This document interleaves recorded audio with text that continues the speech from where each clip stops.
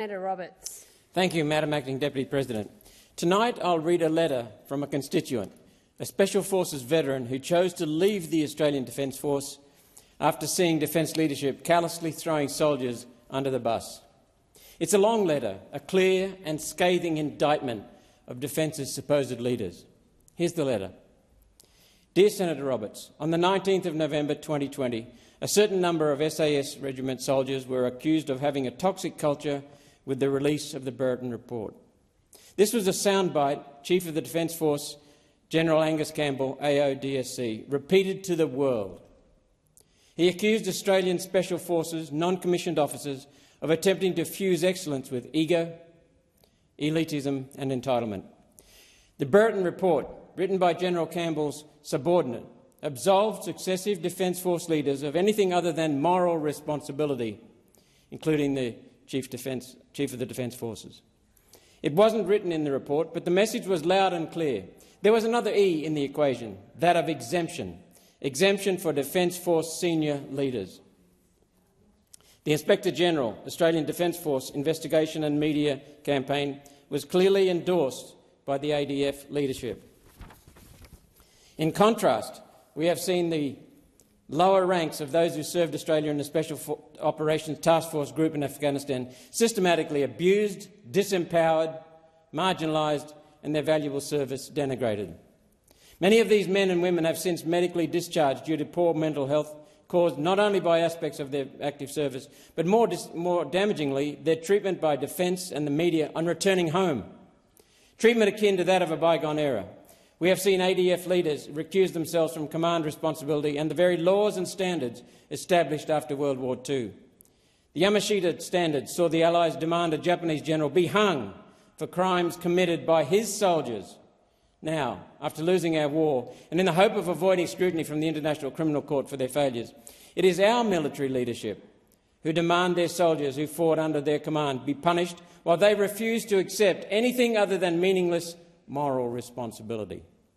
During the Iraq and Afghanistan wars, the combined total cost to the Australian taxpayer was approximately $13.5 billion.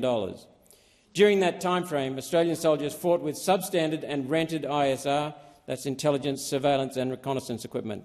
They had no integrated close air support and borrowed US helicopters.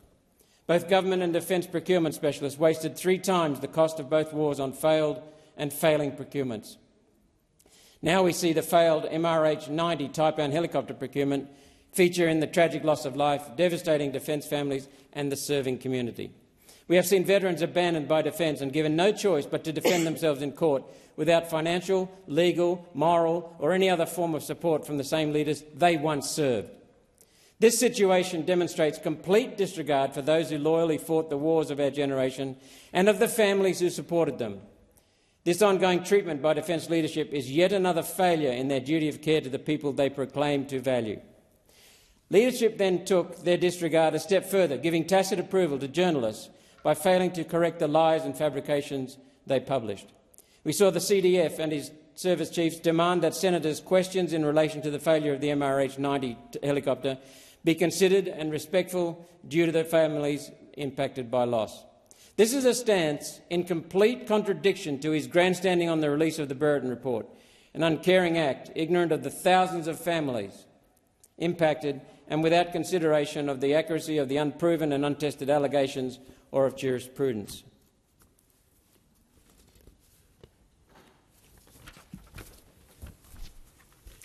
We saw a victim falsely labelled a perpetrator by the cold and dispassionate Royal Australian Air Force Chief. When offered the chance to set right the incorrect and damaging slur, the Chief instead doubled down on his untrue statement with impunity. This further damages all victims in Defence, while simultaneously highlighting to Australia the class distinction between an out-of-touch but untouchable leadership and those they supposedly lead. We have seen Defence leadership use national security as an excuse to cover their lies, mistruths and omissions. And we have seen how the same leaders hide behind the "in consideration of the impact on families" excuse, selfishly treating grieving families as human shields to protect their reputations. These families are strong families. They have supported loved ones through their years of service to this country. They don't need protection. They need truth.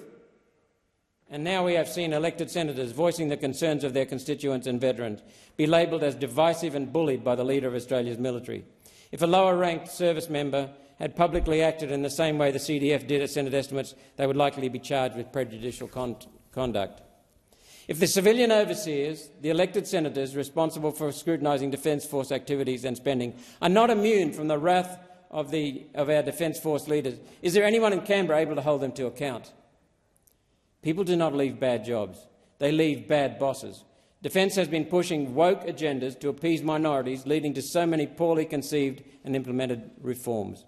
Furthermore, due to the Defence leadership's damaging use of the media to denigrate its veterans, whilst recusing themselves, they have sidelined and denigrated ADF's best assets, its people, and they are leaving in droves. This devastating recruitment and retention crisis is weakening Australia's defence capability and national security, the very thing our leaders say they are protecting. This exodus of people from the ADF creates a vacuum that will take years to replace. These men and women are patriots. They are not leaving defence due to the promise of better paid jobs elsewhere. They are leaving because they are not valued and because of the incompetence, failures, double standards, blame shifting and lack of support from defence leaders. What has been the leadership's answer to the current recruitment and retention crisis?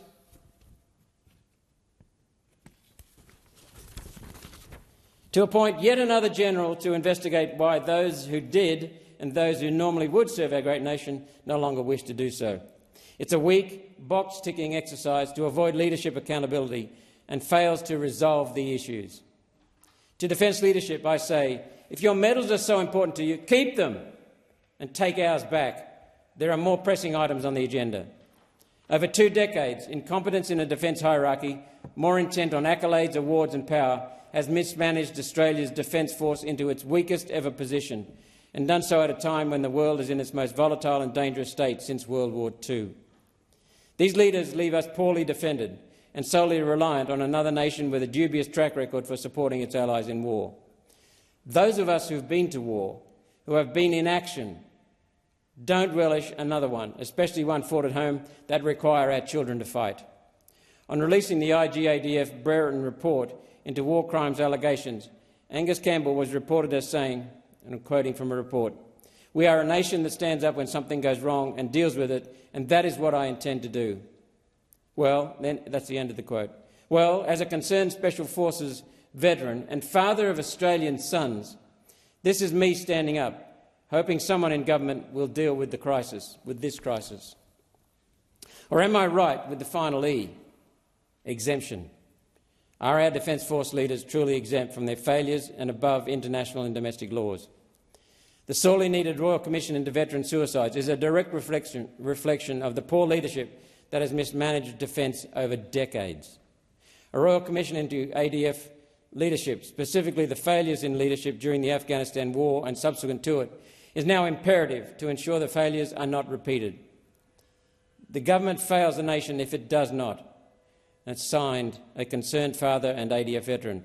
Name and address supplied.